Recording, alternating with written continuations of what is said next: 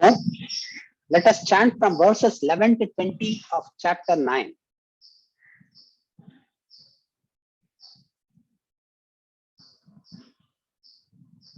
Avajananti mam mudhaha manushim tanumashritam param bhavamajanantaha mama bhutamaheshwaram mogha mogha karmanaha mogha jnana vichetasaha Rakshasim Masurim Chaiva Prakritim Mohinim Shritaha Mahatmanastu Mam Partha Daivim Prakritimashritaha Bhajantyananyamanasaha Jnatva Bhutadimavyayam Satatam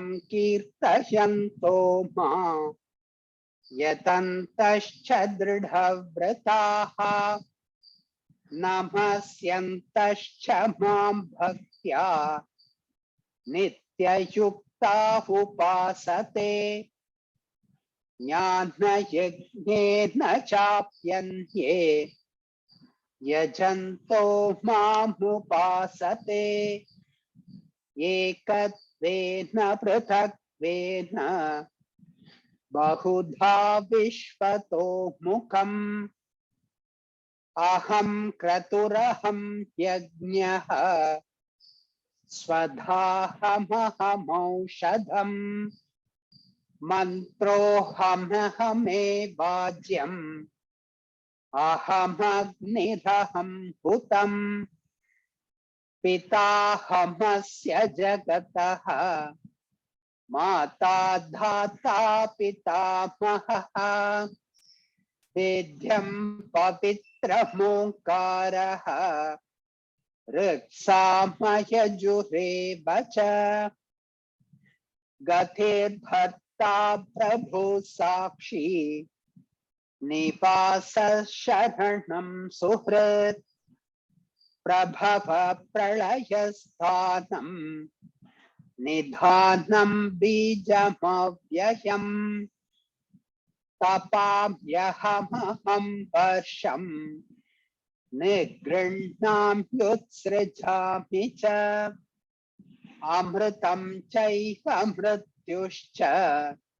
Sadasacchahamarjuna Traividya Mam Soma Paputa Papa Yajnairishta Sadgatim Prarthayante Te Punyamasadhya Surendra Lokam Ashnanti Divyan Divideva Bhogan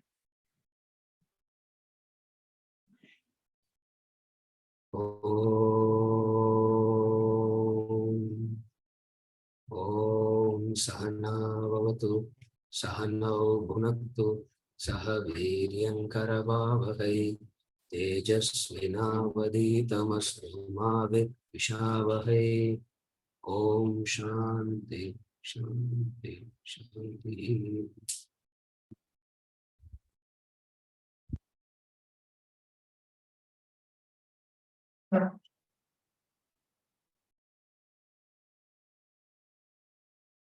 Verse number 12 that we studied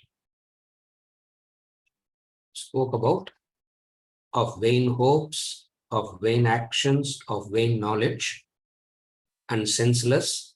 They verily are possessed of the delusive nature of the Rakshasas and the Asuras.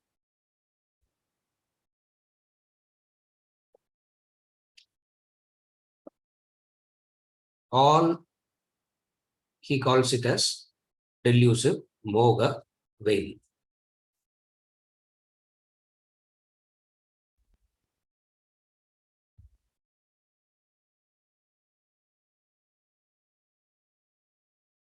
all human beings have these three natures. Prakriti is nature. There are these three natures. Rakshasi, Rakshasa nature, Asuric nature, and Daivik nature. So Prakriti, he says, is made up of these three. Rakshasa, Asura, and Daivik. Now, how do you understand this? Come to the thoughts. The thoughts have three flavors. The thoughts have the three flavors. The three flavor is noble thoughts, selfish thoughts, wicked thoughts. So it is of three. One is noble thoughts, that is Daivik. Second is selfish thoughts. The third one is wicked thought.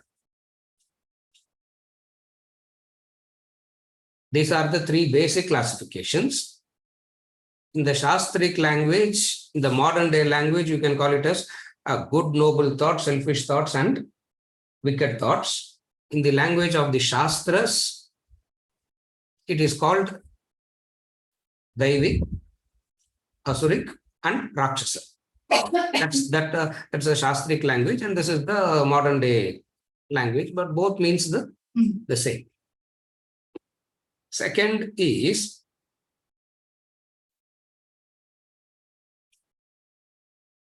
what thoughts you encourage, you become that. These are the three thoughts. These are the three Prakriti available.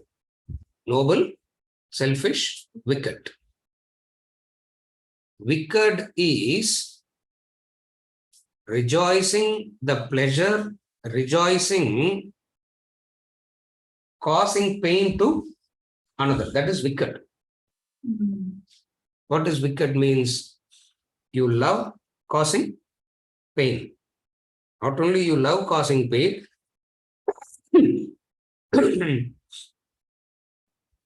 wicked means a person can plan, can scheme, and derive lot of happiness in causing pain. I was waiting for an opportunity, sir, and I gave it nicely today, isn't it? I was just waiting. Today I got an opportunity and I gave it nicely. What is that called? That is called a wicked thought, where there is a relishing the pain that you cause to another. Second is selfish thought. The third is good and noble thoughts. From another angle, you can call it as Sattva, Rajas, and Tamas also. All are one and the same thing. When you say all are one and the same thing means different way of elaborating the same thing. So you can call it as Sattva, Rajas, and Tamas also. In fact, in the 16th chapter, he will distinguish it between in the Daivasura Sampad Vibhaga Yoga. In 16th chapter, he will call it as Sattva, Rajas, Tamas is what he will segregate. So first is what? A wicked thought. Second is selfish, self-centered thought. The third one is good, noble thought. Second, we said, what thoughts you encourage, you become that.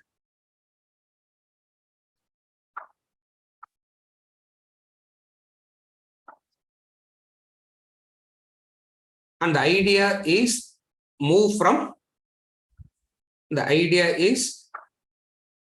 from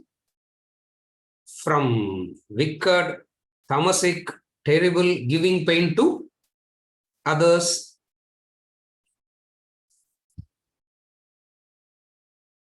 The effort is to become Daivik as much as possible. What does the Daivik do? Here we saw what the Asura do and what the Rakshasa do. What does the Daivik do is what we are going to see next. That is the connection. So first he is saying what the Rakshasa type, what the Rakshasa type do and what the Asura type do. And whatever they do is in vain. Whatever the Asuric type do, whatever the Rakshasa type do, it's in vain, because doing that is giving them happiness, but in that happiness of the Rakshasas and Asuric nature, they bring their own downfall. So in that sense, it is vain. It is useless. Vanity means it's vain, means it's vain. It's in vain. It's in vain means it is useless. Useless in the sense of it can't give you what you are making an effort and you don't end up getting what you are supposed to get. In that sense, it is futile. You do something, hoping to get something, and then what happens? You get exactly the opposite result. So since you are getting the opposite result of what you want, that is called in vain.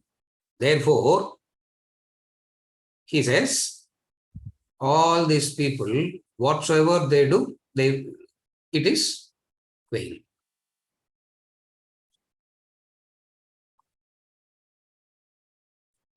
Asha, karma, jnana.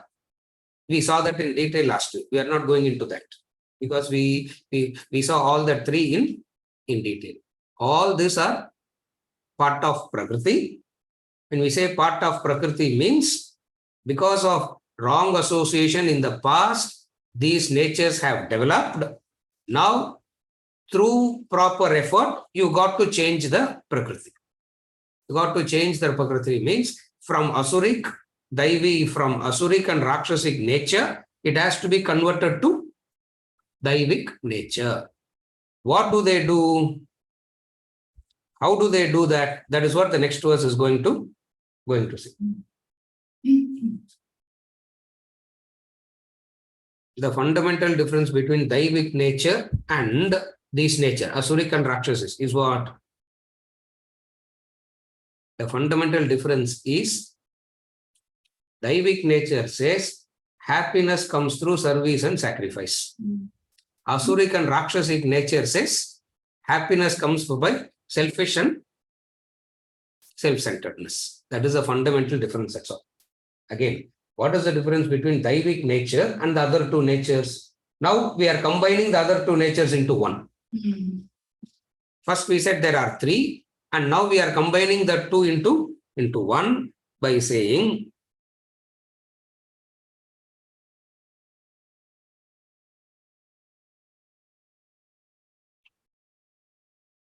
joy or sorrow is only dependent upon whether you are giving or wanting. Sorrow is an indication of wanting. Happiness is an indication of giving. That's all. Pain, sorrow, suffering are indicators of wanting. Joy, happiness are indicators of giving. But how to be happy taking, sir? That possibility doesn't exist at all. If you are giving, you will be happy. If you are taking, you will be unhappy. So what does that mean?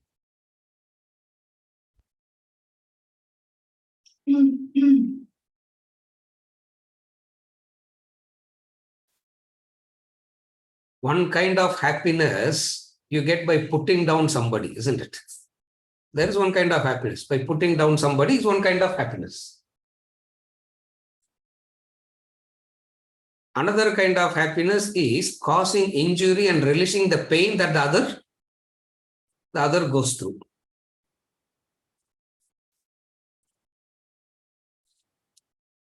Asura, this is Rakshasa Prakriti. Asura Prakriti is indulgences gives pleasure.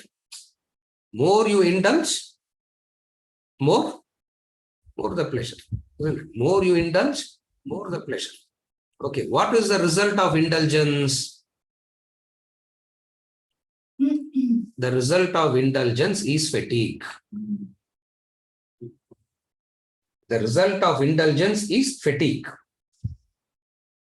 Example, you eat, you can feel healthy and continue. You overeat, you overeat, what happens? You want to sleep, isn't it? You overeat, you want to sleep. You eat rightly, you can continue. That's all it is. So indulgences leads to any form of indulgence leads to lethargy, inaction. So what does this Daivik nature do? Daivik nature understands indulgences is fatigue. Indulgences causes fatigue. Indulgences takes away the energy of the senses. The energy of the senses are wasted in indulgence. That's why the wise one doesn't indulge.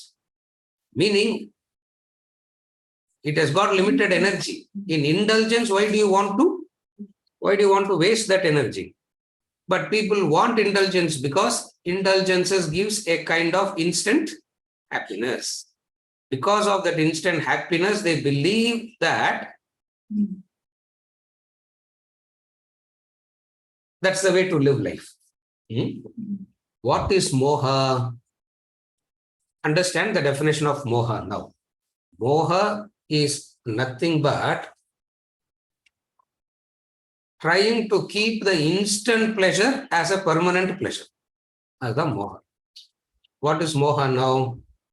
There is an instant pleasure, and somehow you want to keep the instant pleasure as permanent pleasure.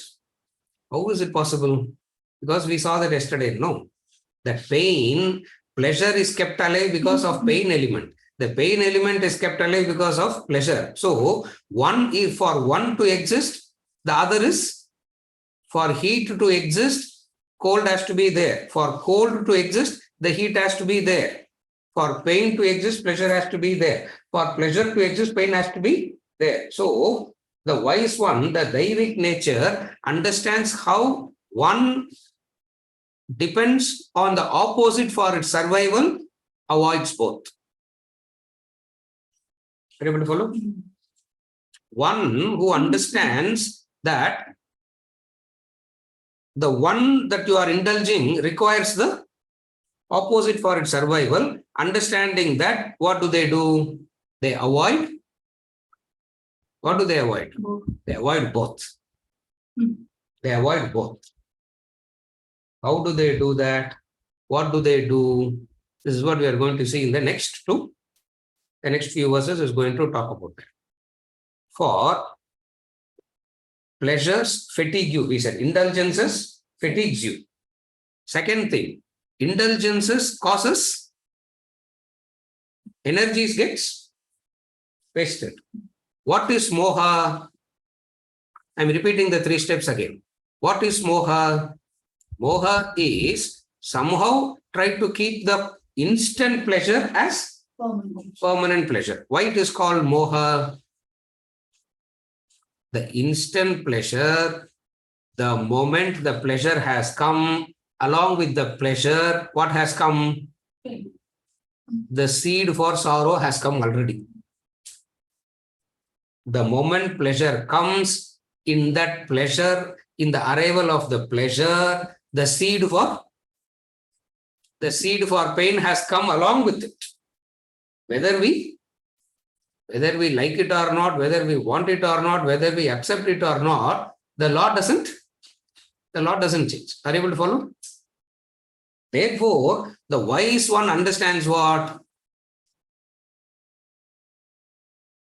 In pain, there is pleasure. In pleasure, there is pain, and it is futile going through these opposites. The question is, how do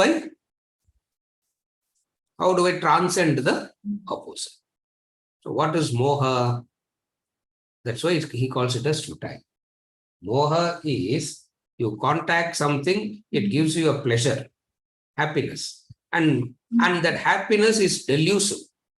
That you contact something, it gives such an instant pleasure, and that instant pleasure that you get is very, very delusive. So what does the person do? Want that more. Somehow they believe that it can be kept permanent. What is the reality?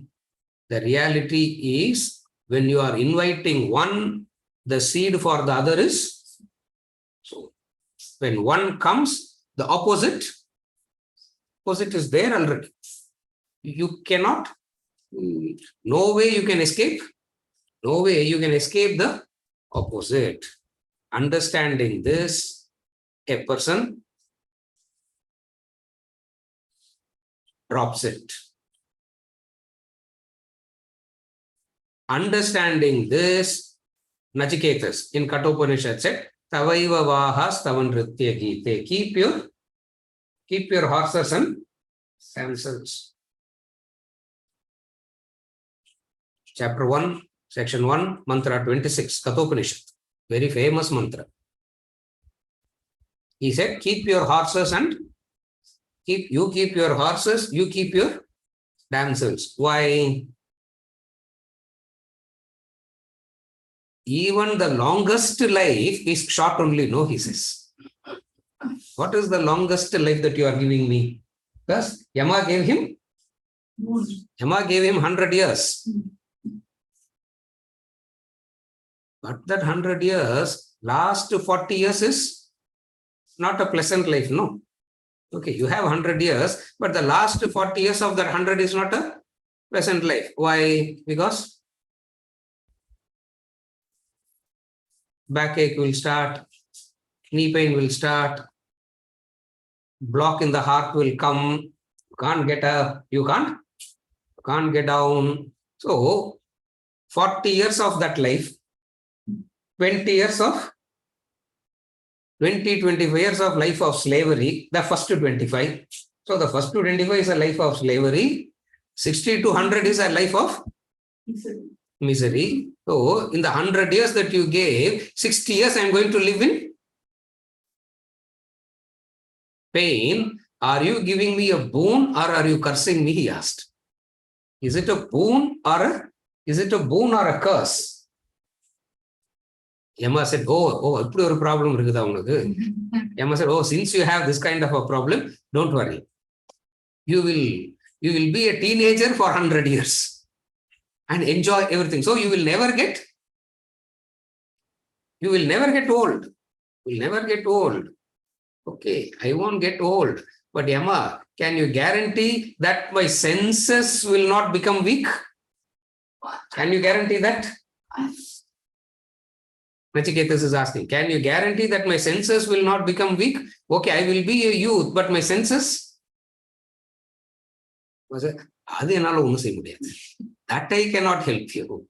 I can make sure that you may not get old, but senses becomes weak by intelligence, and that I cannot do anything about.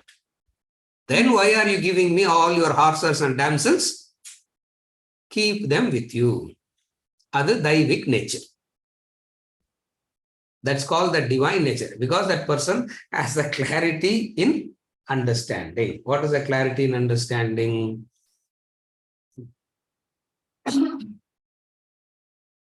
By creating one, you are invariably creating the opposite. You can never avoid the opposite. Therefore, what is the way out? Simply don't create anything. Simply don't create anything. Okay. What to do not to create anything? Beautiful verses. The next verses. When you go there, we are going to see that. That's what you're going to study. That's what you're going to study. So, what do we understand? The natural tendency of the senses is gravitate towards indulgence. The natural tendency. But again, we have seen this any number of times. Natural doesn't mean it's right. Natural doesn't mean it's beneficial. It's natural only is no, sir. It's natural for the nails to keep growing. What you got to do? You got to clip it, no? Isn't it? It's natural only, no, sir. What is the problem? Keep the nails growing only, what will happen? You cannot. It's natural to get angry. It's natural to get jealousy. It's natural to get greedy. Does it mean all this becomes right? Therefore, natural means because of your own past, this is how you are living now. Natural doesn't mean it's right. Natural means you are current in nature because of your own past. That's how you will be. What got to be done? That got to be changed.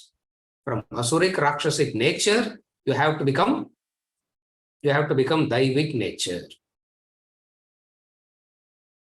Example, remember Nachiketas. Remember that boy, Nachiketas, who told Yama, keep your horses, keep your damsels. Because he's able to ask these questions. What is the question? I'll give you a. Nachiketas asked him the question, what is the changeless? That's all he asked. What is the changeless? What is Brahman? That's what he asked. What is changeless? Some say in a poetic way he asks. That's all. Every Upanishad in a poetic way will ask the same question. Kena Upanishad asks the same question in Kene Shitam Padati Preshitam Manaha, the same question in a different way Kena Upanishad asks. The same question Nachiketas asks in Kathopanishad. What does Nachiketas ask in Kathopanishad? Some say there is nothing after death. Some say there is something continuing after death. Rendum, I am not able to see. You being the Lord of death, you will be knowing no. What is there after death?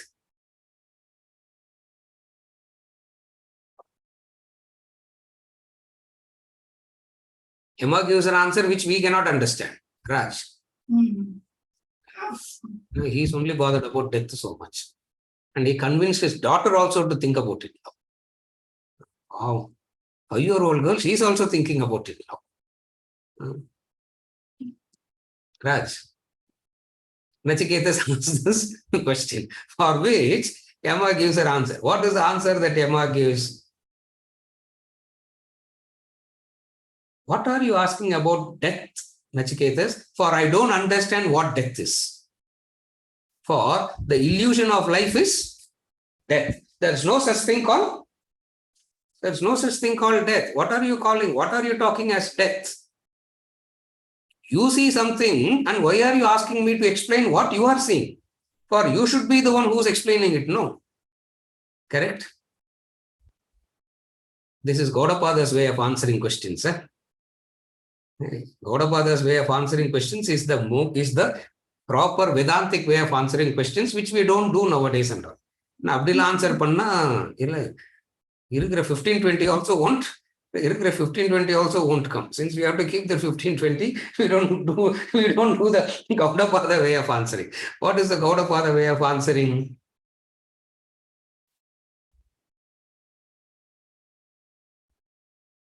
How did creation happen? Gaudapada will turn back and say, whom are you asking? I'm asking you only.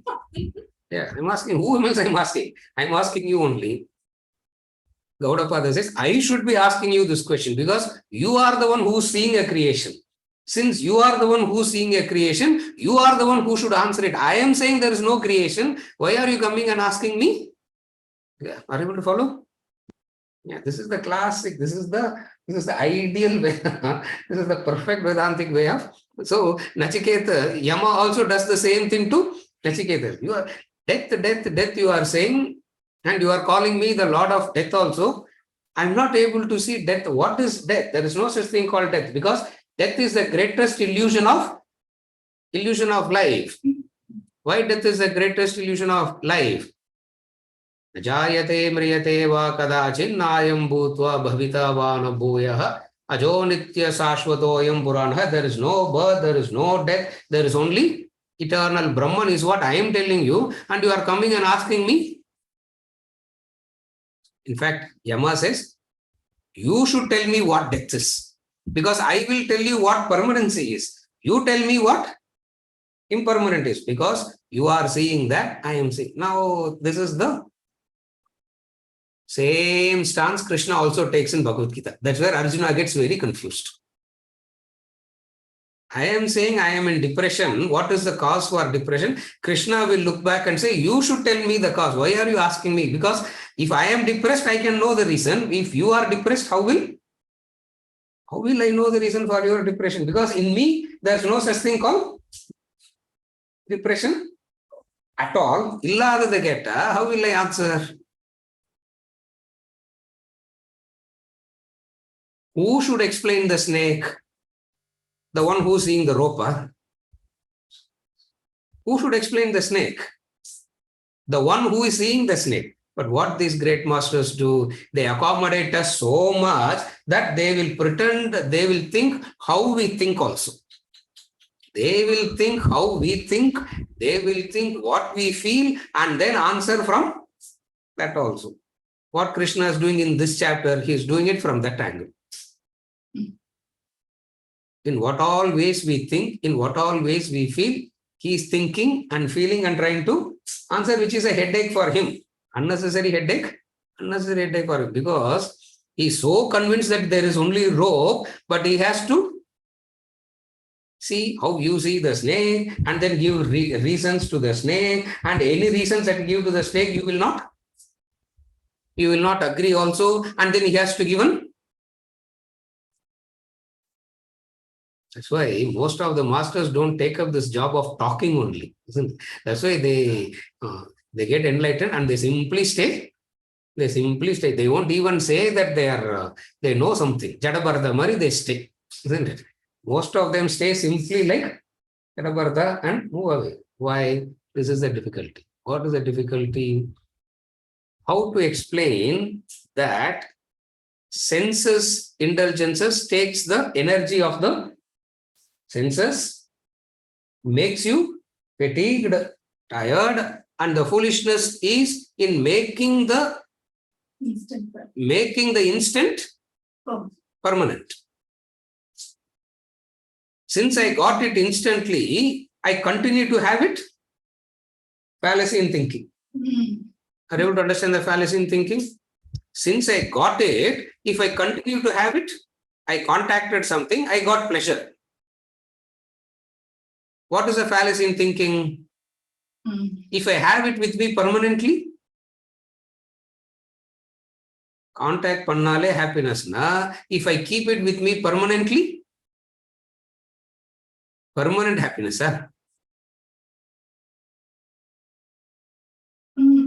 Moha, it's vain.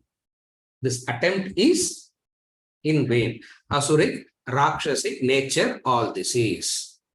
From this, you should get into this Daivik nature. What is that Daivik nature? What does one do to get to that Daivik nature? Verse number 13. 13 padiko. Mahatmanastu mam patha daivim prakriti mashritaha bhajantyananya manasaha jnatva bhutadimavyayam. Mahatmanastu mam patha daivim prakriti mashritaha bhajantyananya manasaha jnatva bhutadimavyayam.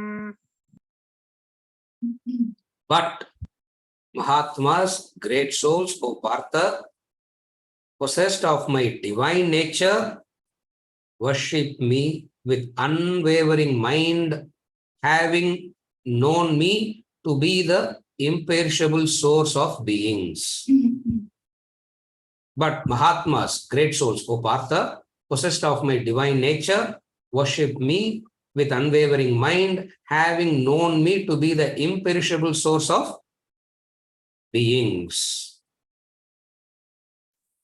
But previous verse, Duratma, Dushtatma. Yeah, the previous verse, Duratma, Dushtatma, previous verse. In this verse, it is Mahatma. In this verse, he calls them as Mahatma, great.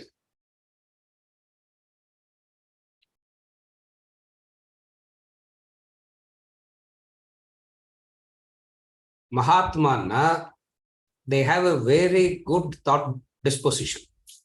Duratma means they have a very negative thought disposition. Mahatma means they have a good thought disposition. Duratma means negative thought disposition. And the negative thought disposition is of Rakshasa and Asuras.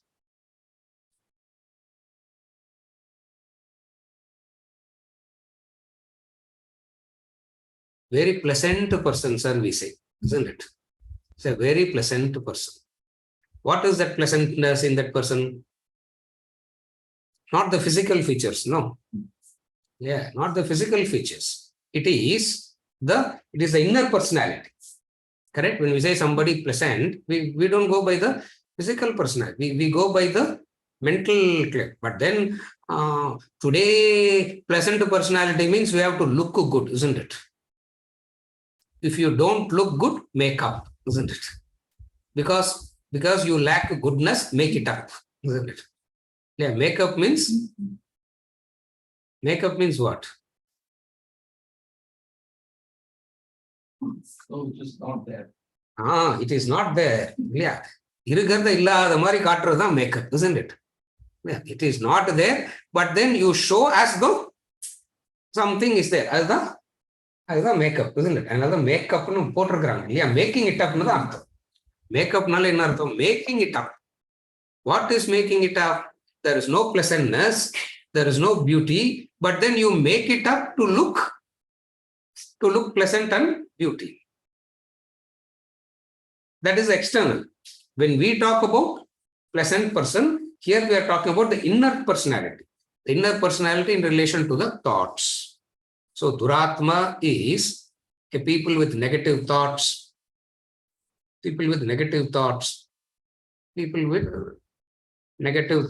asuric thoughts. Negative thoughts means depressive thought also, isn't it? You talk to that person, in half an hour, you will feel convinced that life is not worth living. We should also commit suicide only, isn't it?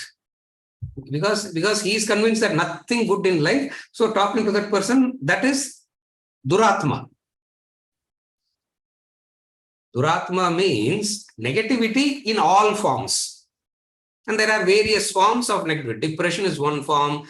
Injuring, causing pain and releasing that pain is another form. But all means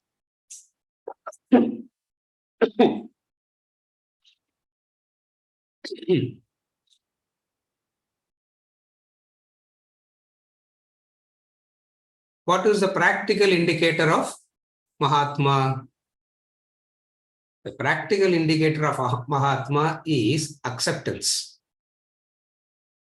Mahatma means one who can accept.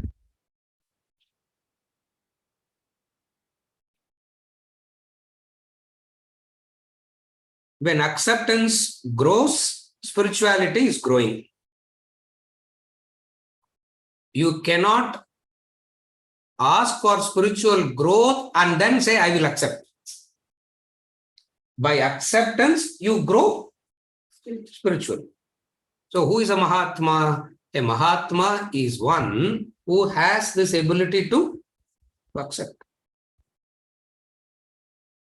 Opposite of that is accommodating. When you can accommodate, you have a pure noble thought. When you are able to accommodate, it means there is a nobility. If you are not able to accommodate, it means either your asuric nature or rakshasic nature is alive on earth. When you are not able to accommodate. And most of the time we are not able to accommodate because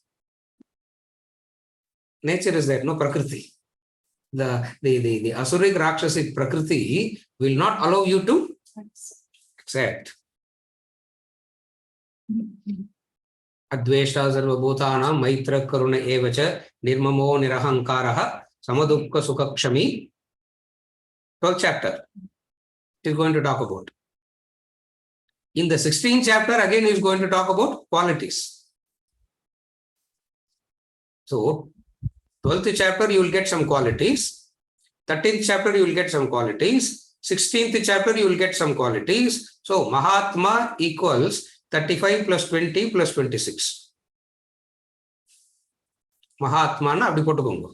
Mahatma equals 35 plus 20 plus 26. எல்லாம் சேர்த்து how many came? 81. 81 na. Same 16th chapter la for Duratma he gives only 6. Ade porum he says. For Mahatma he gives so much. For Asuric nature he gives only 6 qualities of Asuric nature. And that 6 qualities of Asuric nature can upset that 6 Asuric nature quality. 6 kuda one Asuric nature quality is enough to destroy everything. So what does this Mahatma do? They try to go to that path. What is the path? The path of acceptance, the path of accommodation, the path of no sorrow. All simply means they become more and more sattvic. All simply means they become more and more sattvic.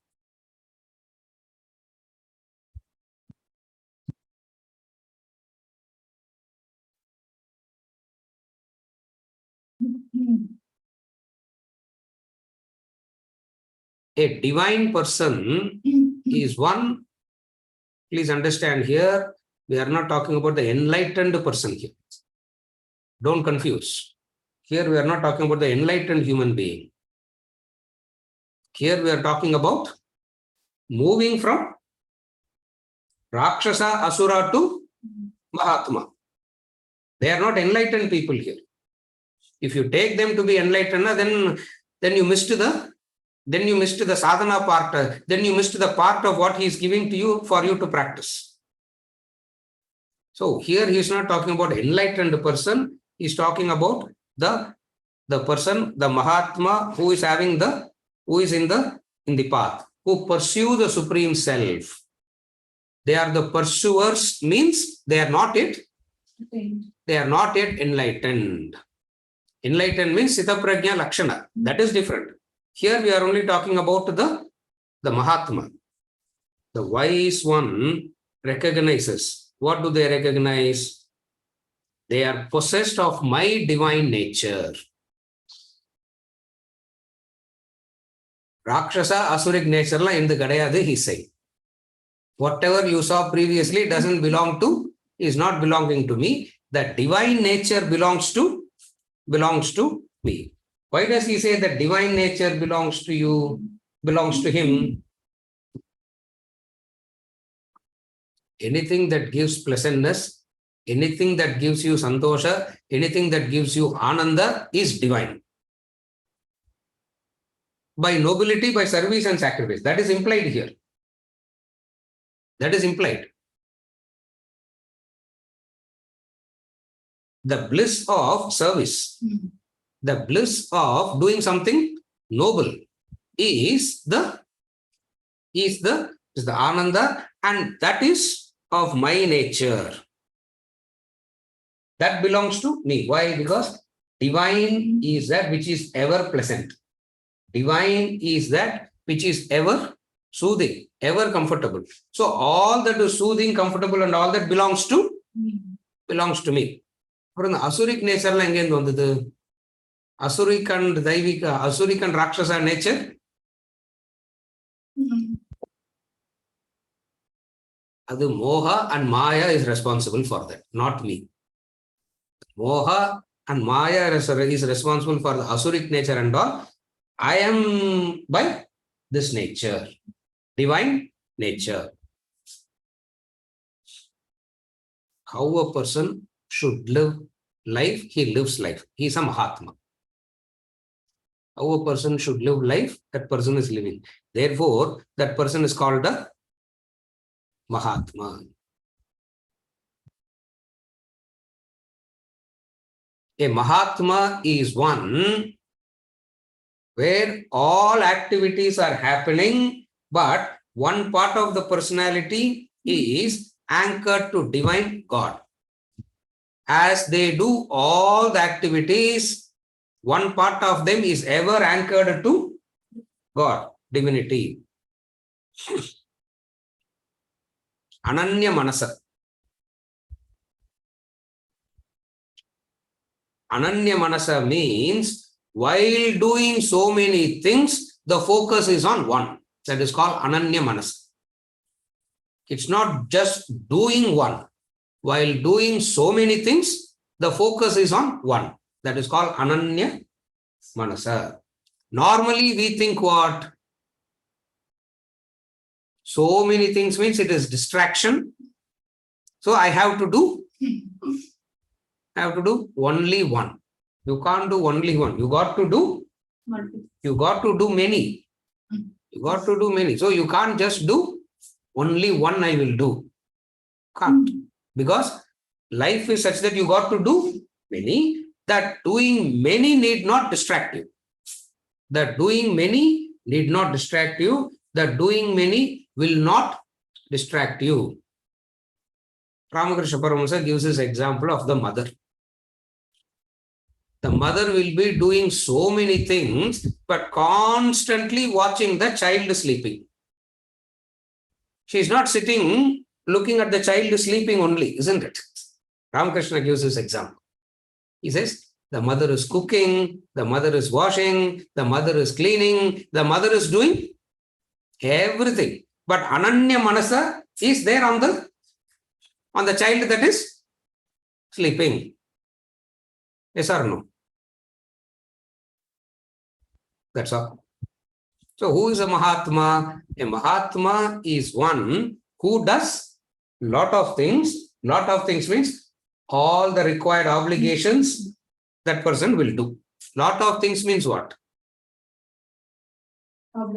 All the required obligations will be done. As all the required obligations will be done, like the mother, focus is like the mother is constantly aware of the sleeping child. Cooking, cleaning, washing, idallam. We added a thing. Ramakrishna only says, even in sleep, she is alert.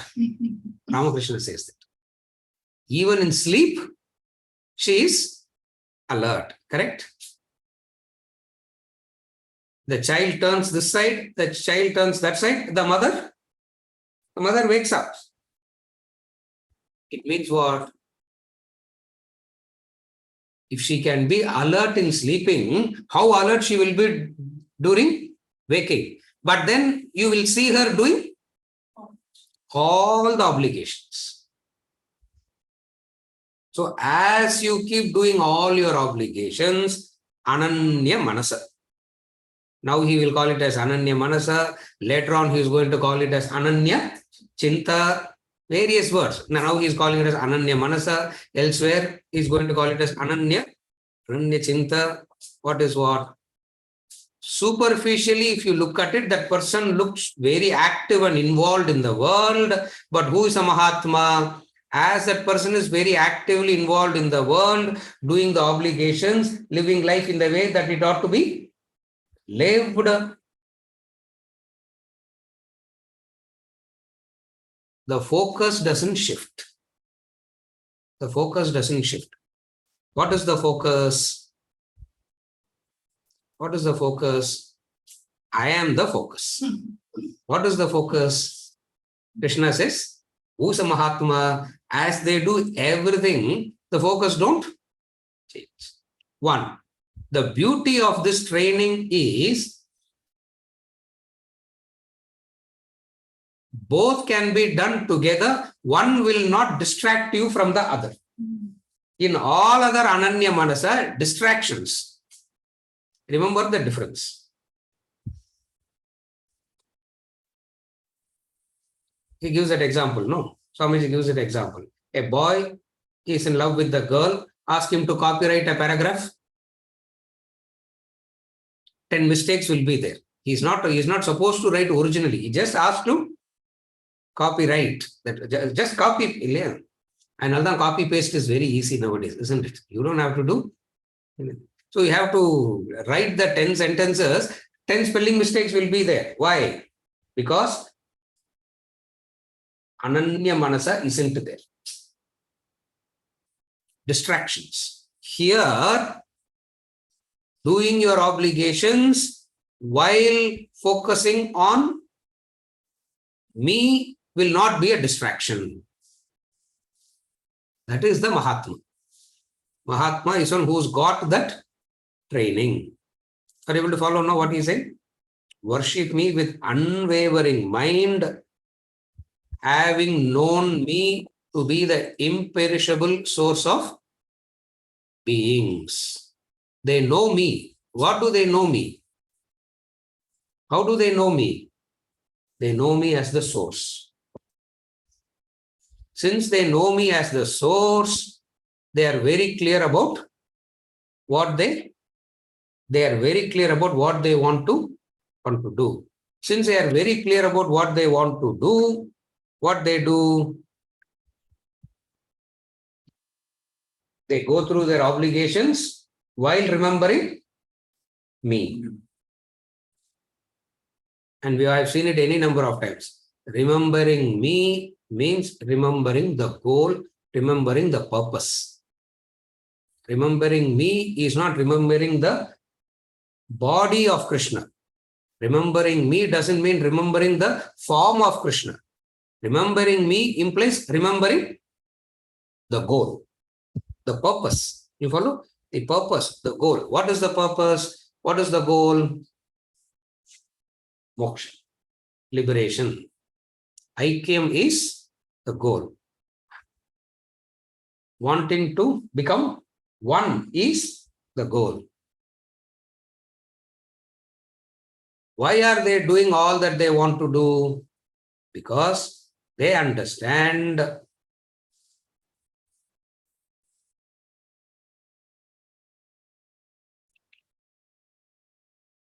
you need not make an effort to develop mumukshatva. Mumukshatva is there already in all human beings. Again, I repeat. You need not make an effort to develop mumukshatva because mumukshatva is there already. How do you know all human beings have mumukshatva already? Yes. Mumukshatva means a longing for absolute freedom. And all human beings have this longing for absolute freedom. Correct? All human beings have this longing for freedom. Not only that, all human beings have this longing for absolute freedom. Therefore, mumukshatva as such is there. But what is that? What is the problem? The Rakshasa and Asuric nature is like the shroud covering it. So, by certain practices, it has to be removed. The shroudன்றத தமிழ்ல சொல்லணும்னா எப்படி சொல்றது?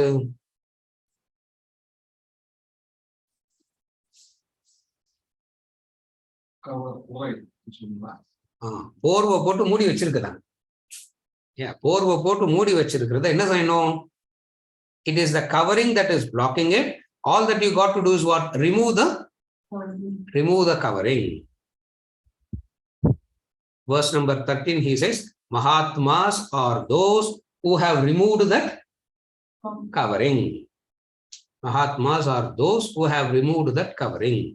Rakshasa and Asuras are those who are intensifying that covering. The cover nude density jaasti pannina irukkranga the Rakshasa and Asura. What is a Mahatma? Mahatma is one who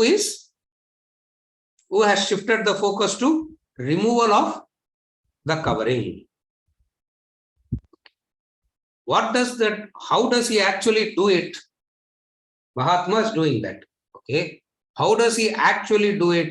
That's the 14th verse. That is also coming. Beautiful verse. 14th verse is actually describing the methodology.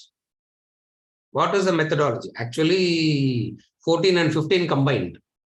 Combined means we will not study it together. 14 and 15 talks about what is the path that the Mahatmas are taking so that the covering is removed. Very well follow. What is the path they take? This is the path. The path of acceptance. The path of accommodation.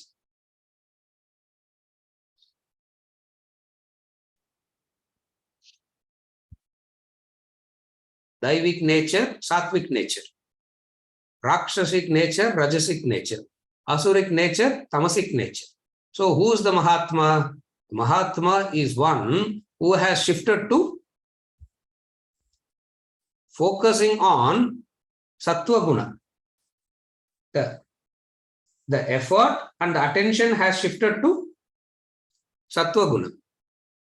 Irrespective of who you are, where you are, the effort must be to become Sattvic.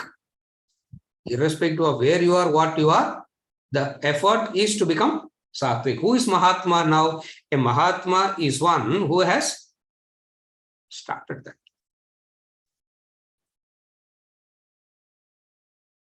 Started that doesn't mean he has stopped everything else. By doing everything else rightly, he has started it. Understand it like that. It's not that he has stopped everything and then he has started this. The way to becoming Sattvic is doing whatsoever you ought to do rightly.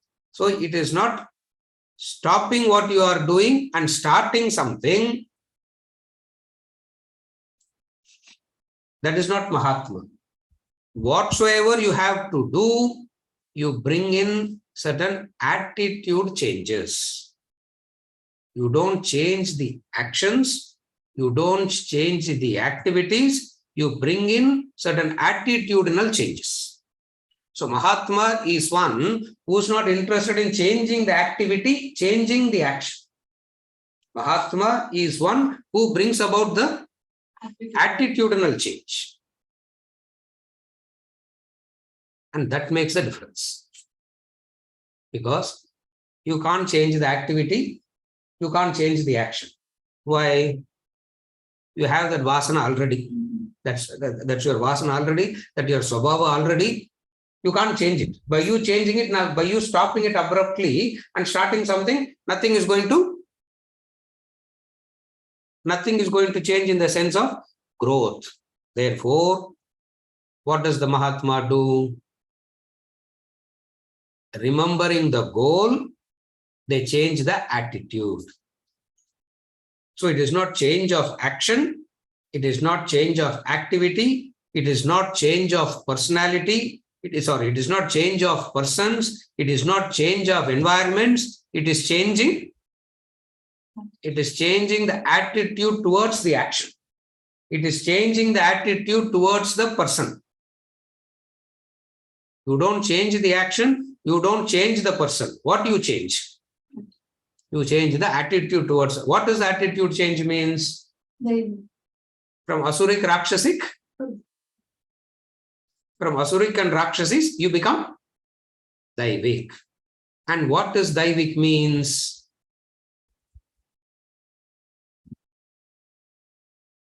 You are doing it because you have an obligation.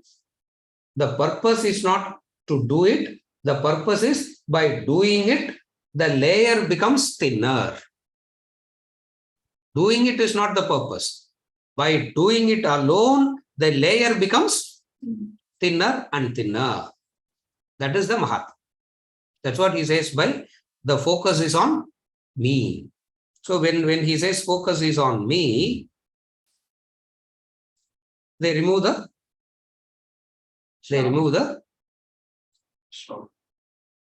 it. When they remove it, having known me to be the imperishable source of beings, Bhutadi Avyayam. Bhutas means Panchabhutas, or Bhutas could be all living the living and non-living. Bhutas can be interpreted as anything. Source of beings. Now the source of beings we have seen already. Chapter 7 in this 4 and 5, all that we have seen already. That's why we are not elaborating on that. We are only circling around the word Mahatma and what is possessed of my divine nature and what is worshipping me with unwavering mind, having known me to be the imperishable source of beings. This is verse number 13. What did the Mahatma do? That we will see in verse number 14. அதுக்கு முன்னாடி மாலாவை கொஞ்சம் unmute பண்ணுங்க. She is struggling to draw the attention. I also have a question now. Sir, namaskaram, sir. Konjam the point konjam not clear, sir. And the Mahatma, what does he do? I mean, changing the attitude, because on the idhila dhaan chat liyum question potirnen. Changing the attitude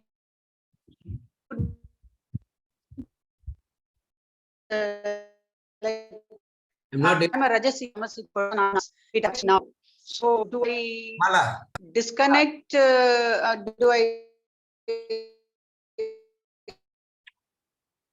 no, I will read your question because your voice is breaking. Okay, I'll read your question. Oh, okay. I missed you completely. Was it the same for everybody also? It was missing, no? Yeah, okay, correct. We are all universally ganged up against you, Mala. Yeah, against nobody is supporting you. Anyway, I will support you. Yeah, I am your only support. So, question: if Prakriti gives me the Rajasic and Tamasic nature, should I do the following? Accept the guna behavior in me, disconnect my mind from that guna by focusing on the other. By this, the guna may not be removed, but I will be in peace. Is that correct?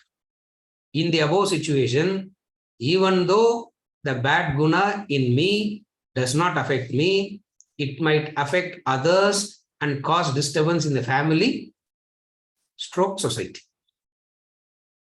What is the point in disconnecting the guna in my mind? Should this not be removed from me? How? Mala, correct? I just read it out. Now I will rephrase it. Now I will rephrase it for understanding purposes. What you are asking.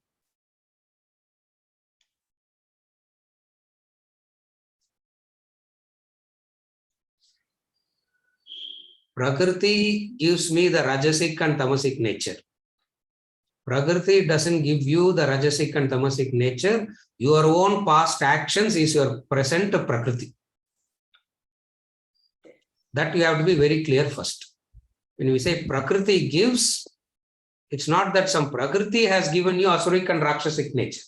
So when we say Prakriti has given you this, by your own, your present nature is the result of your past actions. Since the present nature is a result of your own past actions, the Asuric nature, the Rakshasic nature is given to you by my own past.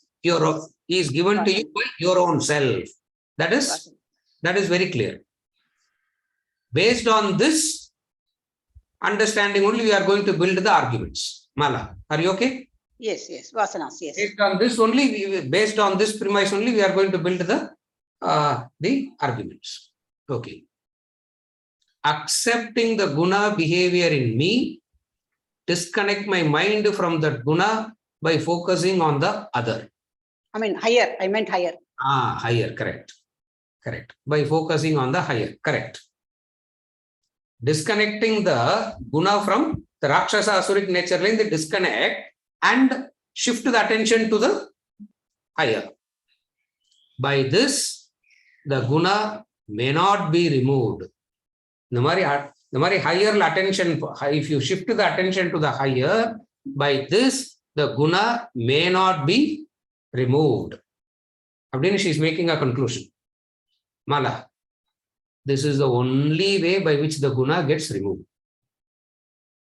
The only way by which guna gets removed is by paying attention to the higher. Thoughts are sustained. Gunas are sustained only when you cooperate with it.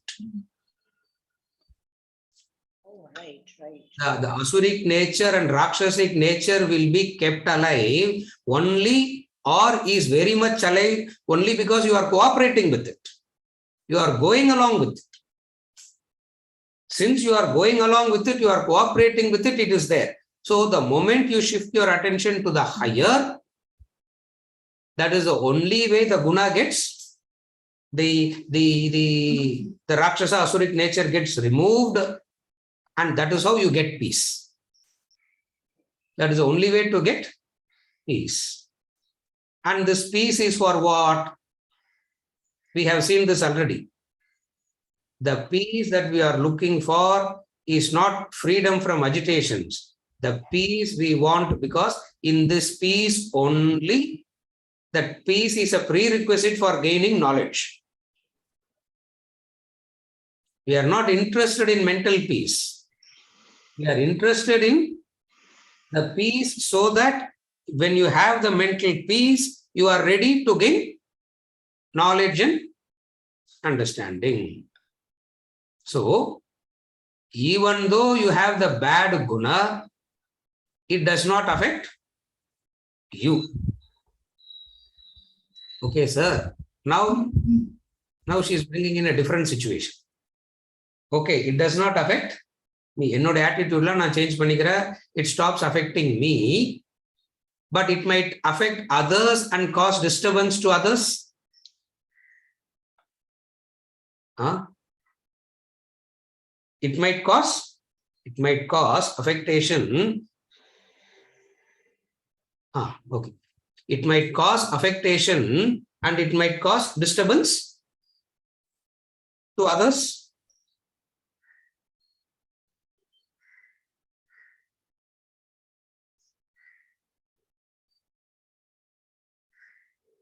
Your negative guna. Are you able to follow the question? The question is, okay, I am focusing on the higher and all that. It's not affecting me, but these qualities of Asura and Rakshasic nature can affect others. No. Correct, Mala?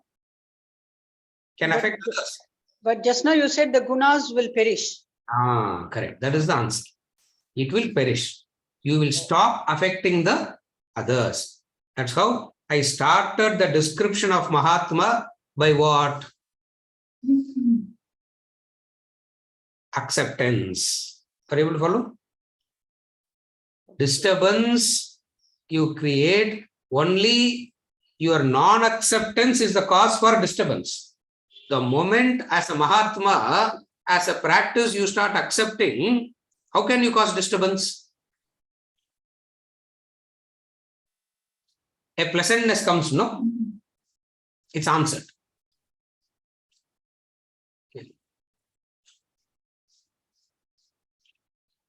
After the answer is given, question will come in Vedanta. That's the training. That's how the teaching happens. Mahatma is one who, a Mahatma is one who will not affect others. A pleasantness. That pleasantness is because of what? Acceptance. Second, pleasantness is because accommodating. Accommodating means what? Accommodating means what? You have told the other very clearly. Pleasantness, accommodation, you will not disturb the others and all because of what? One factor you have convinced the other. If that factor you have convinced the other, that's all. I don't want anything from you. I am not going to exploit you. I am not going to cheat you. Full stop. That's all. I don't want anything. I don't want anything from you. I am not interested in getting anything from you. That's all. Mahatma is one who is able to convince the other of that. Therefore, there is pleasantness.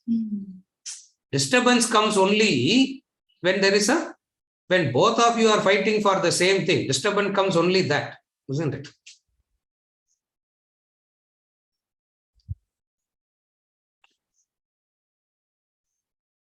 Yesterday, I was asking, not yesterday, a few days back. One of the persons who has the dog at home, I asked her, you are screaming, shouting, hitting, the dog is obeying. When does it bite you? I asked. When does it bite you? Does it bite you? Oh, yes, sir, it bites. When does it bite? If it thinks that I am eating its food. Are you able to follow? Are you able to follow? That's selfishness. I said, yeah, correct. Namuko, there's no difference between us and the. As long as my food is not, as long as there is no threat and danger to my food, it's very lovely, it's very pleasant, it's everything.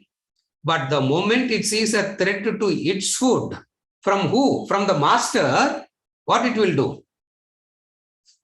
It will bite the master. Who is a Mahatma? Mahatma will come and tell you what? I am not your competitor for your food. Mahatma says, I am not your competitor. I am not your competitor. Neither do I want anything from you. Such a person can never cause disturbance, unpleasantness. Sir, Still, if they get it, it's their problem. You can't do anything. Still, if they get it, it's their problem. You can't do anything. A Prahlada can do all this. Hiranyakashipu will get, Hiranyakashipu will not change. But then that's not your problem. Your duty is not to change Hiranyakashipu into Prahlada. Your duty is what? To be Prahlada ourselves. Your duty is not to convert Hiranyakashipu and all. Your duty is what?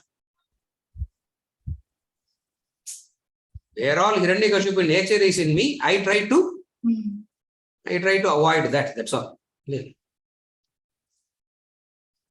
Hiranyakashipu means the Asura who said, you should worship me, isn't it? Sahasra Nama should be chanted for me, he said. That is Hiranyakashipu, no?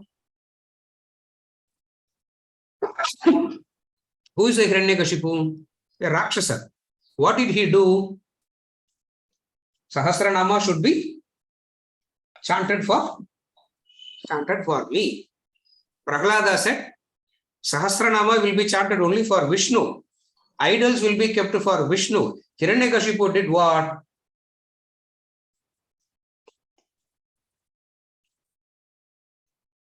See, I'm not discussing politics and all now. Please understand this. Srikanth. உங்களோட ஸ்டாச்சுவும் உங்களோட போட்டோவும் நீங்களே வீட்டுல வச்சுக்கிட்டா that is Hiranyakashipu. அவ்வளவுதான்.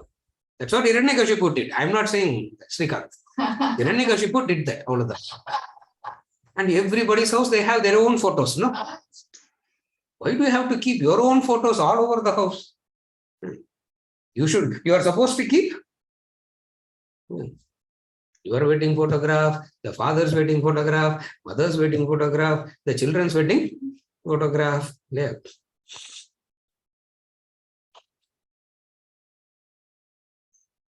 Nowadays, you have to have 10-15 wedding photographs also, isn't it? Why? Because if you get married 10-15 times, what you got to do? You have to keep that many photographs now.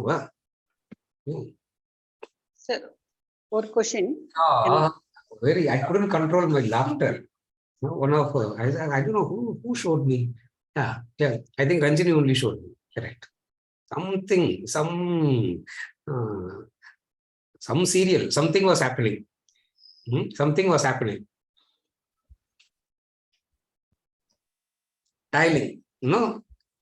The person is getting the phone number. The person getting dialed. The name comes. No. the name comes. So when the dial, the name is coming. She showed, I couldn't control my laughter. Ex first wife calling. Abdina, second, third, fourth, fifth, isn't it? Ex wife na one. Ex first wife na anartham. Ex second, ex third, ex fourth. Oh, I don't know. Hiranyakashipu, one, he planted his own statues everywhere, correct? Hiranyakashipu is one who planted his own statues everywhere. Hiranyakashipu is one who kept his own photographs everywhere. That's Asuric Rakshasic nature. What is Prahlada nature? See that, take your picture and keep the divine there. You have a mirror and you are looking at yourself. No, that is enough, isn't it? Why do you keep your photograph also and keep looking at that? This attitude is what creates harmony and pain, not the other's nature. In spite of all this, and if the other is still a Hiranyakashipu, what you got to do? In spite of all this, if the other is Hiranyakashipu, what you got to do? Pray to Narayana to come and save this person. Even then you don't let go. Even then you will not say, you don't wash your hands off. Even then what you will do? You pray to God to come and save this person. That is a Mahatma. Are you able to follow? That person will not say, well, now what can I do? I can't do anything. That fellow will not go away. Something that fellow will do. What is the last thing that fellow will do? Prayer. This is a Mahatma. Are you okay, Mala? This is what the Mahatma will do. Yes, Prasad. There are two things. When we say it's the play of the mind, when we stop, what are we doing to do the higher vision first? Is it the play of the mind to escape and avoid the obligatory duties? Do that? Yeah. Yes. Prasad's clarification is it the play of the mind when the mind says, stop certain actions that you are doing which are obligatory by nature so that you can focus on the higher? Because doing it is a distraction from the higher. It is the play of the mind. It is just the play of the mind. Because moving away from obligations is moving away from growth itself. Oh. You can't move away from obligations and expect growth. So when you move away from obligations, you are moving away from an opportunity to grow. That is why stopping, dropping, running away and all, we don't talk about it in Vedanta. Do it. Do it. Is it okay? Yeah. One more thing. Yes. This verse, like normal verse 7 and 8, now say, I am not in the world, I am not the world. So here he says, I am the source of being, the source of being. Yes. Again, that kind of contradiction. Yeah, correct. Now, in this verse, having known me to be the imperishable source of beings, which is distinct and different from what he said in 4 and 5, where he said, the world is in me, I am in the world. The world is not in me, I am not in the world. Having said all that, now he is coming back to saying, having known me to the imperishable source of beings. Now, 80-85% of the time he will maintain the stance that I am the imperishable source of beings. Only it will be maintained. Why? Because Arjuna and most of us haven't gotten the mental maturity to see it as Maya. Since we have not matured enough to understand the whole thing as Maya, what he will continue to say? I am the source. I am the source. The imperishable source in which all beings arise and into which they merge. Prabhavaha, Pralayaha, he spoke about it already. Upon Prabhava, creation, it comes out of me. In Pralaya, it goes back into me. Having understood it, what they don't, they stop associating with it. So, understanding, knowing me to be the imperishable source of beings is a acceptance that there is the world, and then there is the creator, and then there is the divine, and then there is Daivik, Asuric nature and all that. All this discussion comes only when we say that there is a creation. The moment we take the stance that it is Maya, what are we talking as Daivik nature and Asuric nature? The moment we take Maya, everything becomes equal. You say everything becomes equal, means there is no Sattva, there is no Rajas, there is no Tamas, because Sattva, Rajas, Tamas itself is Maya only. It's part of Mitya only. But taking that stance will not help us in removing the layer. It's a stage. Yes, it's a stage. So even though he keeps reminding of the highest every now and then, he comes down and say what you should do to get there. Now this 12, 11, 12, 13, 14, 15 and all that is talking about the natures as to what to do and what not to. You know? So you should keep that. Yes. Example. Yes, you should keep the levels. Oh. You should, yes. When he changes the level, we should also change the level. When he changes the level at the relative level and speak, we should quickly come down to the relative level. Very rarely he will go to the highest level. As he said in the verses 4, 5, 6, he went to the highest level. And that's it. He will not go to that highest level anymore. He will come to that only in the 13th chapter again. But he doesn't want to not talk about it. Why he doesn't want to not talk about it?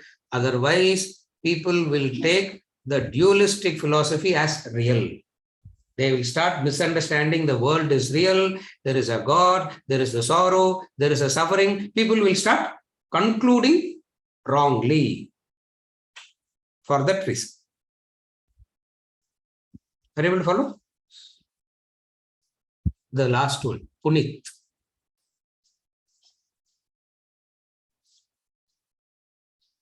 If a kingdom is being invaded, how can a king display acceptance and be accommodating as well while protecting the empire? Punit.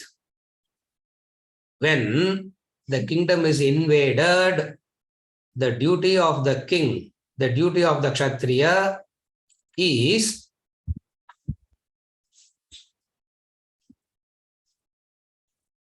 protect the empire. Various ways to protect the empire. What is the various ways to protect the empire? Samadana, Beda, Danda. First to call for a meeting. Why are you interfering? Why are you coming into my territory? You be there, I'll be here.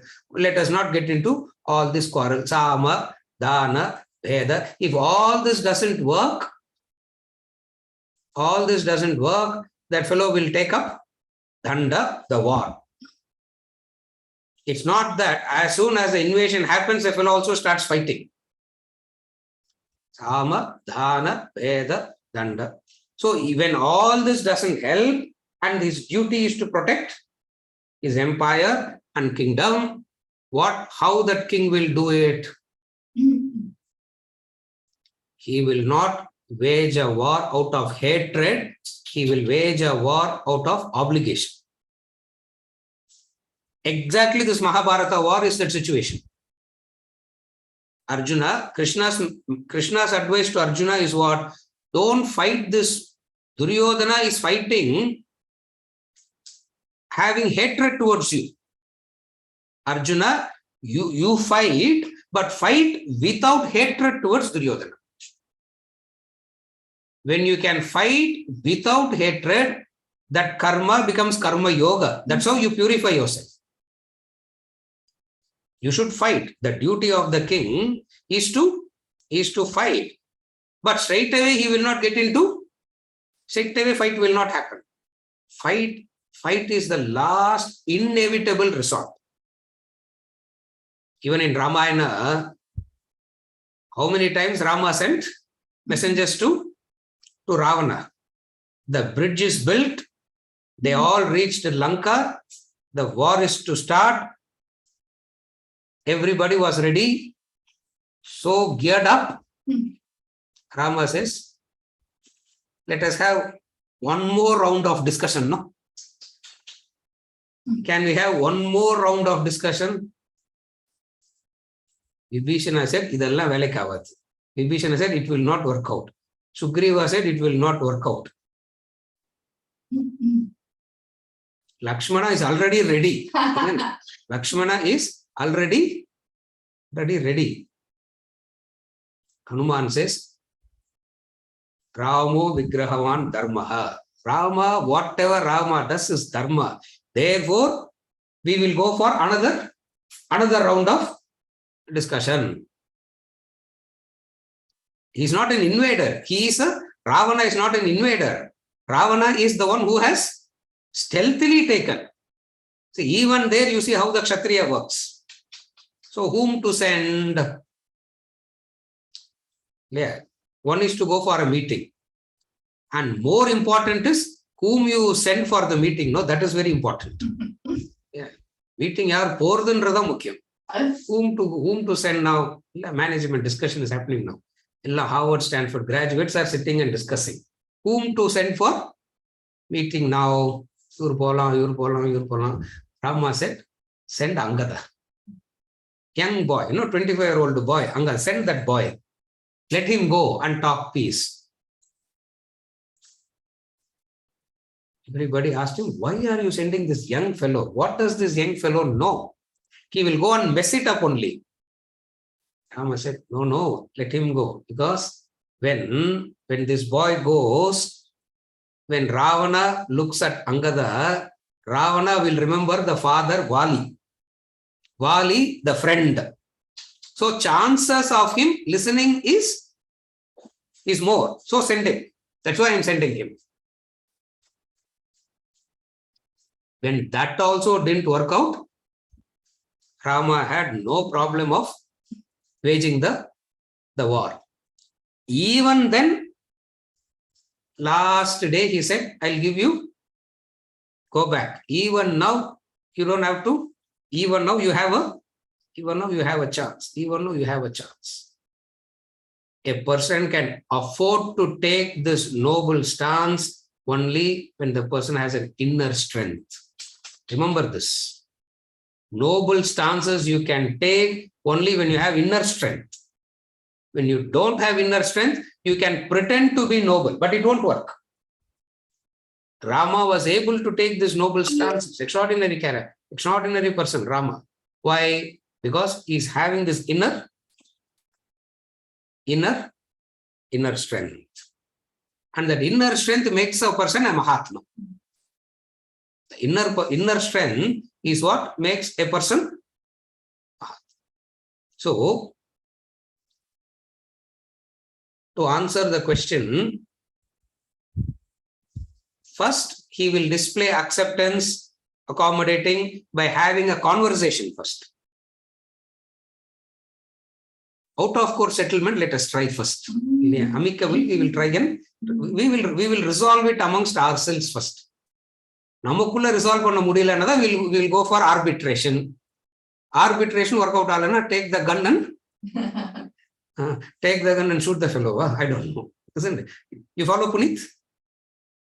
So it goes in stages. Duryodhana came to the war with hatred, Arjuna. You also came to the war with hatred. Now I am telling you, fight without hatred. That is the only difference. Are you able to follow? Duryodhana came to fight with hatred. Arjuna also came to fight with With hatred. Mutual hatred is the cause for the war. Now what is the solution? Krishna's solution? Avoiding the war is not the solution, Arjuna. War has to happen. But you need not have hatred.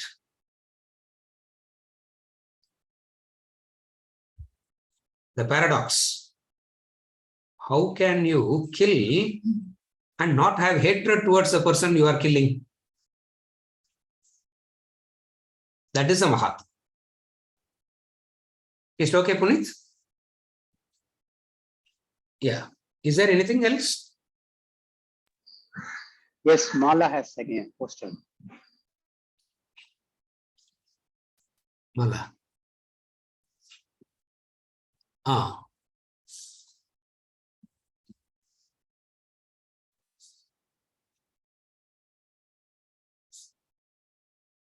Should we also move away from the right or wrong choice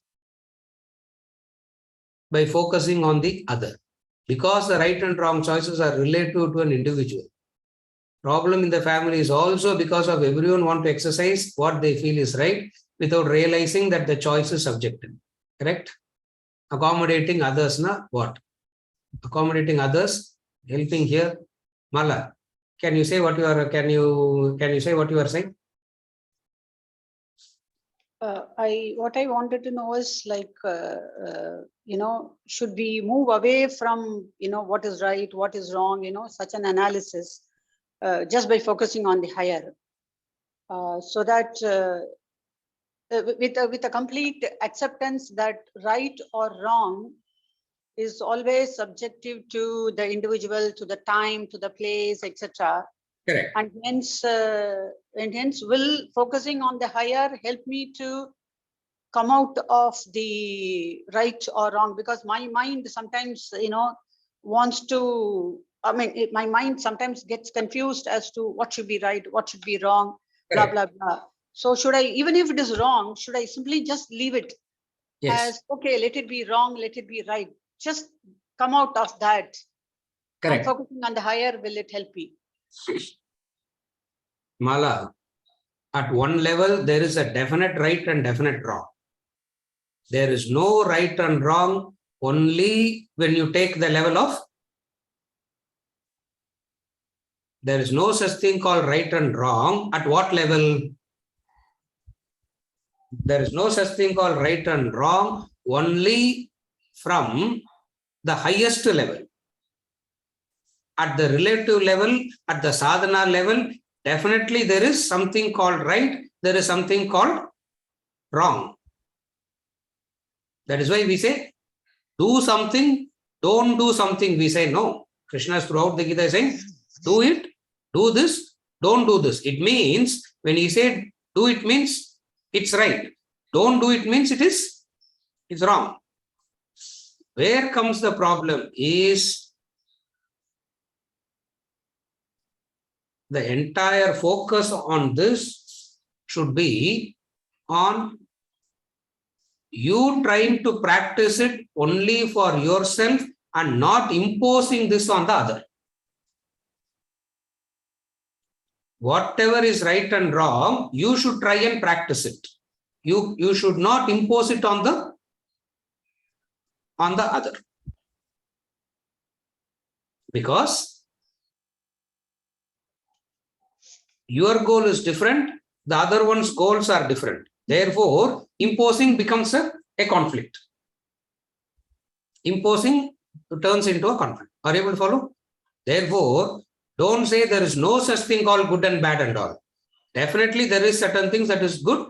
Definitely there are certain things that's bad. That's why we talk about karma. That's why we talk about law of karma, isn't it? We talk about karma, we talk about law of karma, we talk about the consequences. All this discussion implies what? Implies there is right and wrong.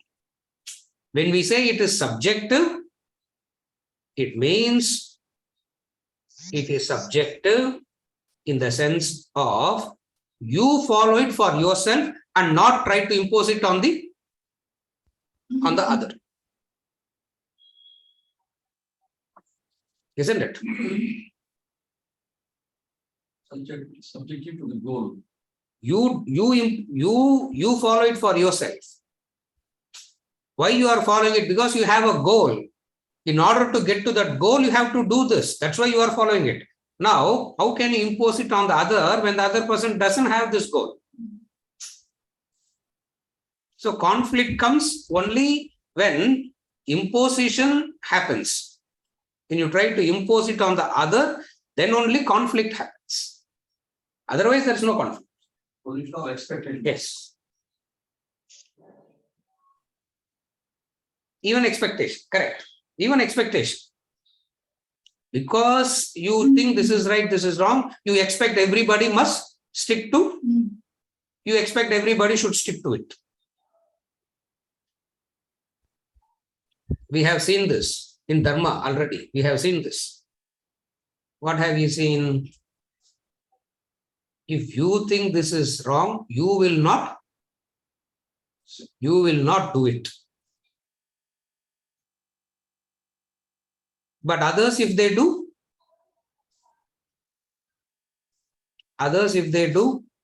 you should have a towering personality.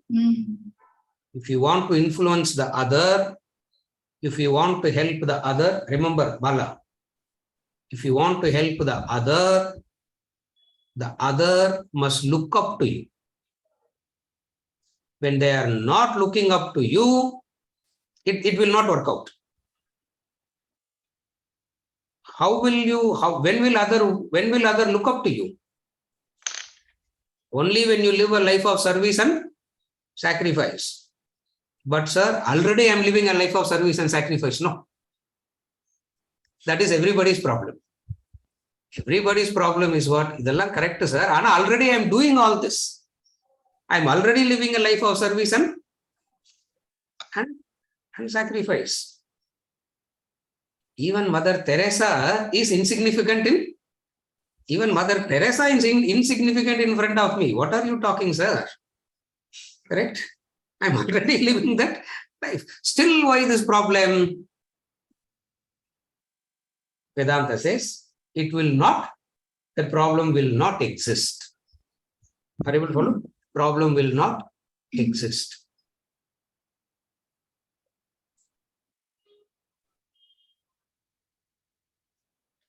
An unselfish person, please understand that.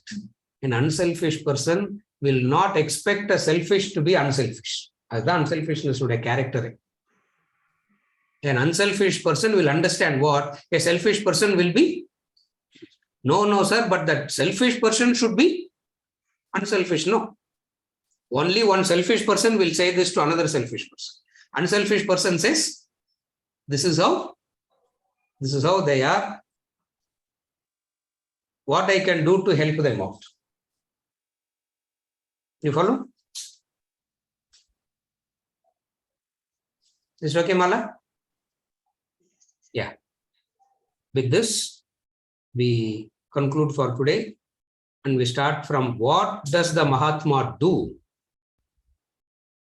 We saw what the Asuric and Rakshasas does, which we should not do. Now we are going to see what the Mahatma does, which we should try and emulate. With that which we should try and do.